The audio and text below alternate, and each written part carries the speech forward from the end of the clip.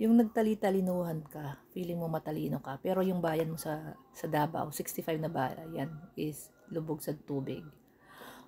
Walang master plan, walang flood control, pero may budget 51 billion.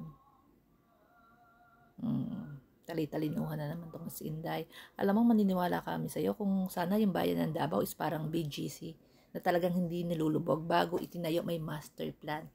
Kapag may bagyo, malakas ang tubig, may mga drainage na malalaki na sasalo sa tubig baha.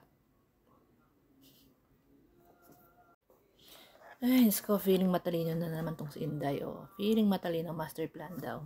Sana binigay mo yan kay Pulong, tsaka sa tatay mo. Yung ang bayan nyo, lubog sa baha eh.